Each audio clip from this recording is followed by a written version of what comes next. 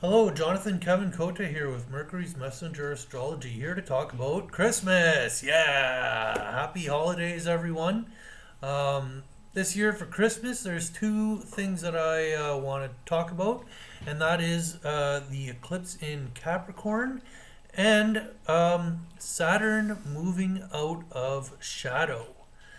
So, Saturn, a few days following Easter, stationed retrograde at 20 degrees 30 seconds Capricorn.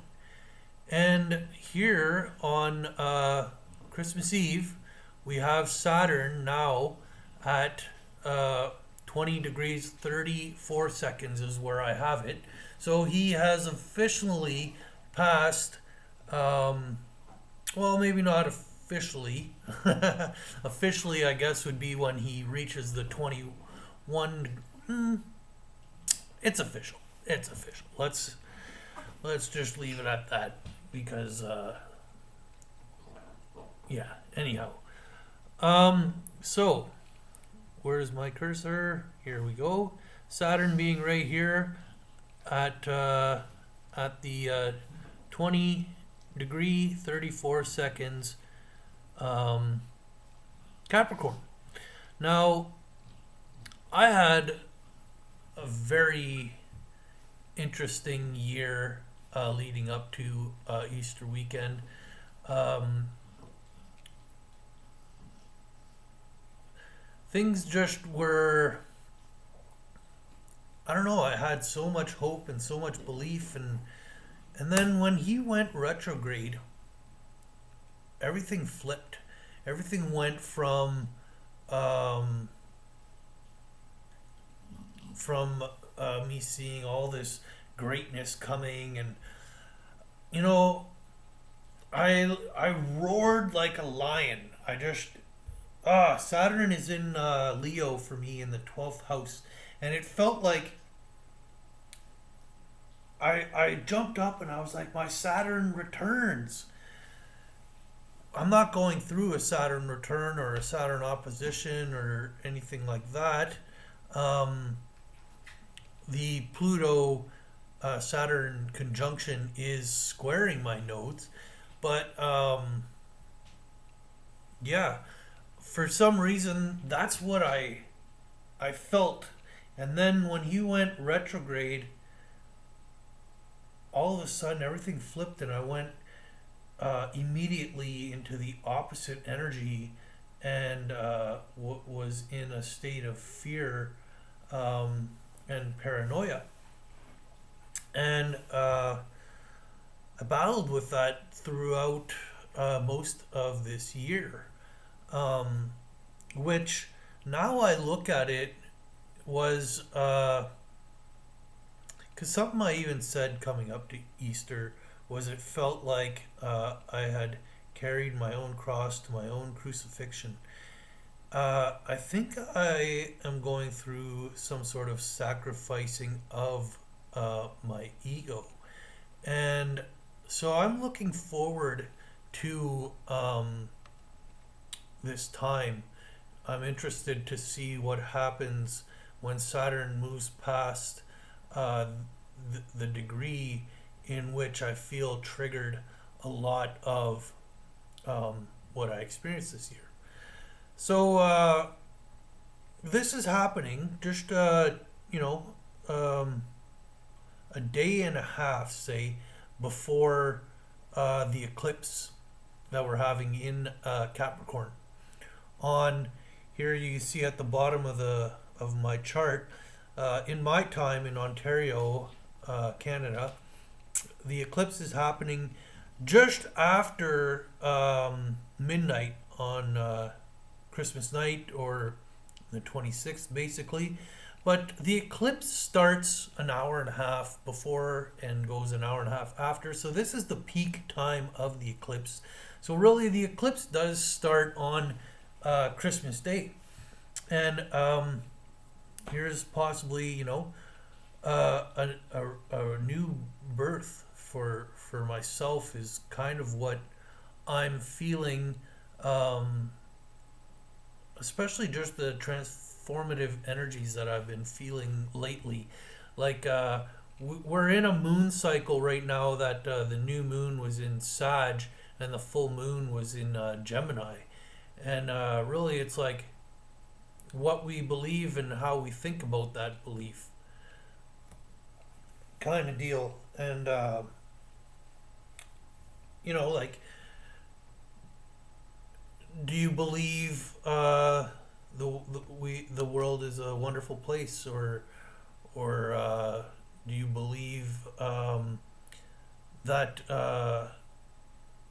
that the greater good will come, or do you look at the world with the wars and all that, and your past experiences, and feel like uh, the world's a shitty, difficult place of suffering? And how do we think about that? If we believe that the world is suffering, then we probably think that our life is shit.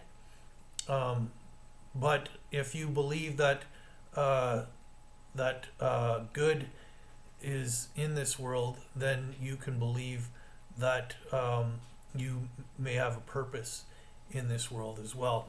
And that's kind of what I've been sort of battling with since Easter. And really, I'm feeling the shifting of energies in this month. I'm starting to do videos again and pick myself back up, shake this fear off, kind of deal.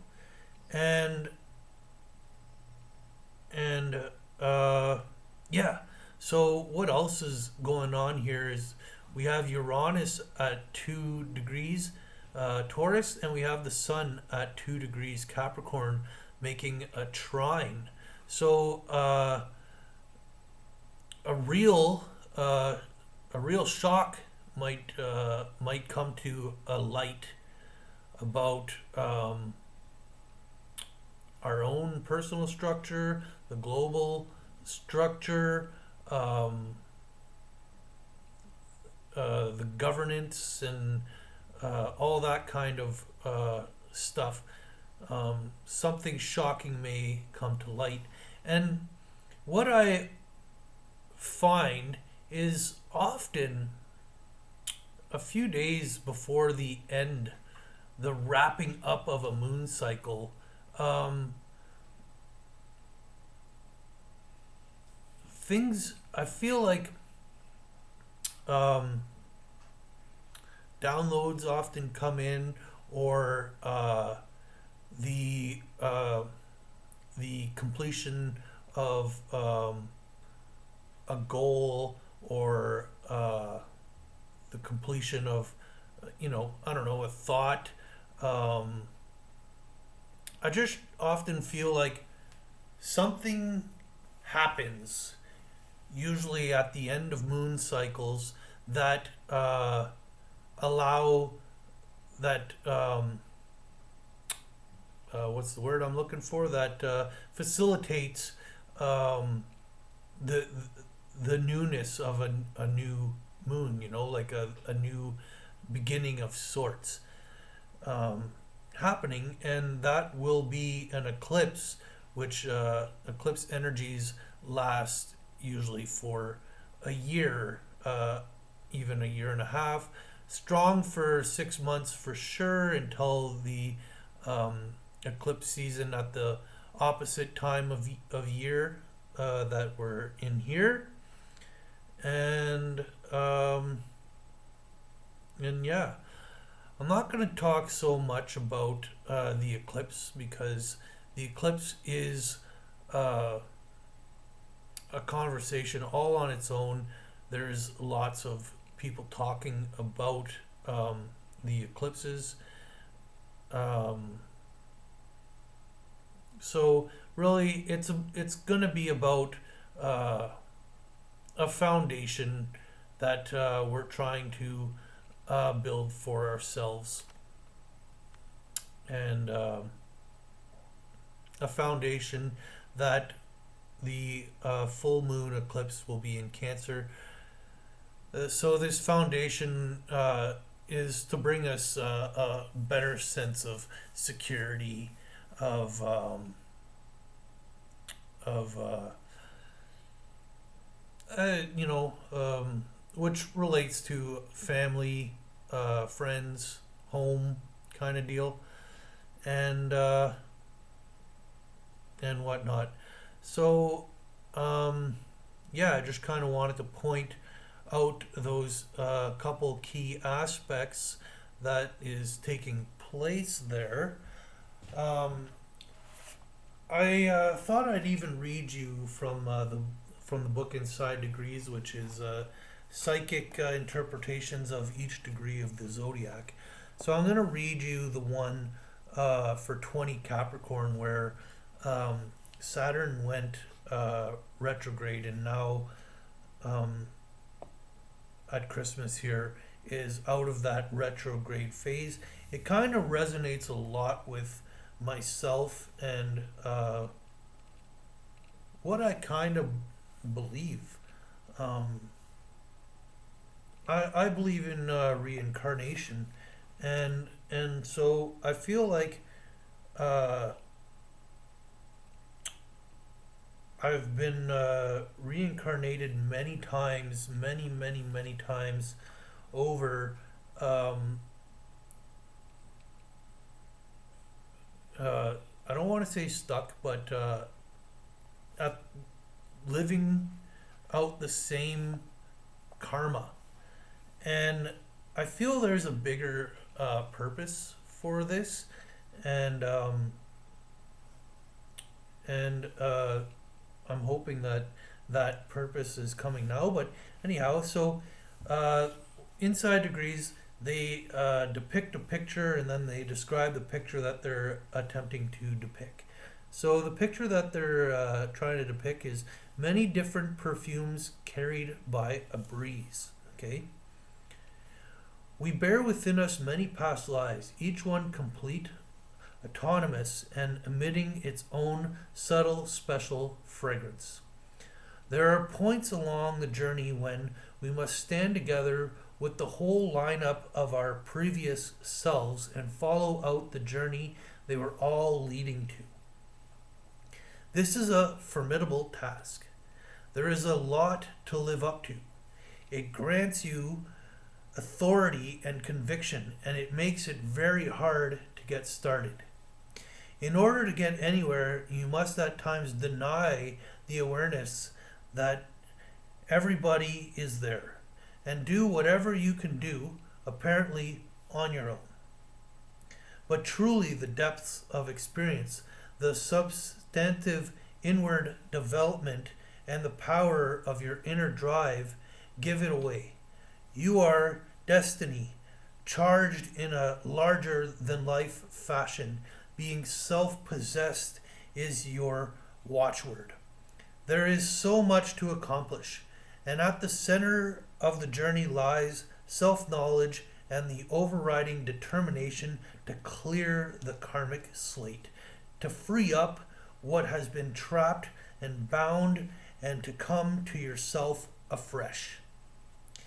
This destiny will is guided, cosmically supported, centrally relevant to your whole world, and you will do it.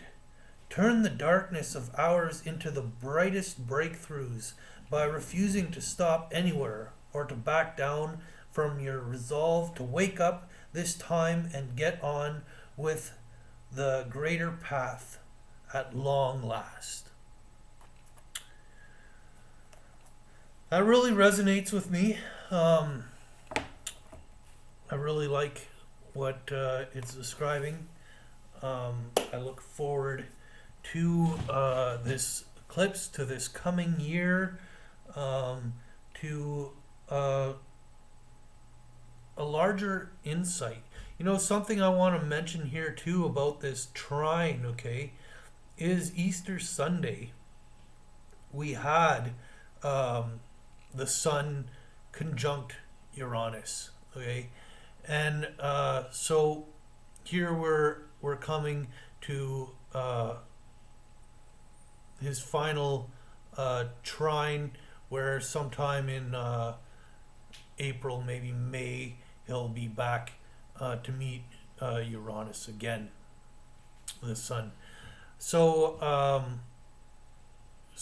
here's another connection to the Easter time of year in this chart.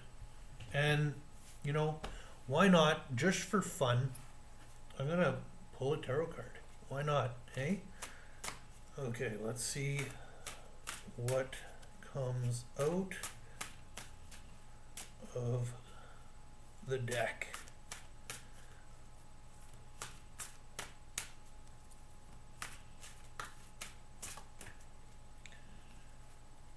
I'm just gonna cut it rather than pick from the top. So, King of Bees. King of Bees. Oh, well, bees, for starters, is I think. Okay, it's an air. It's an air sign. And let's see what the book here has to say about the King of Bees. King of Bees. The king heralds a time for action, common sense, and problem solving. He could represent the positive influences of a professional man, such as a lawyer or business leader, who is clever, witty, and ambitious. He sees the big picture and has energy. However, he bores easily and may soon move on.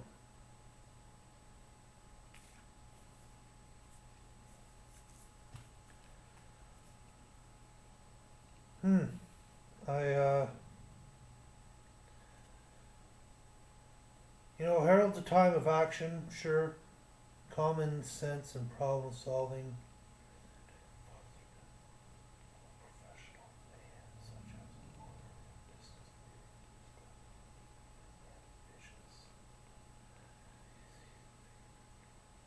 So I feel this has more to do with ourselves coming to action, representing a positive influence, becoming mature, professional man, mature, such as Jesus.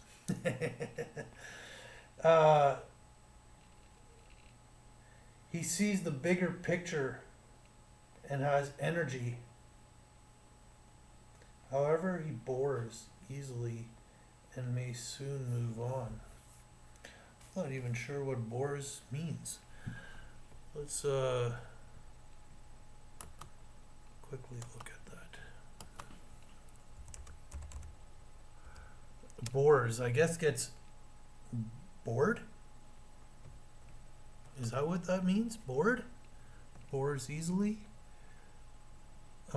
Makes a hole in something, especially with a revolving tool. Make one's way through a crowd. So he makes and may move on quickly.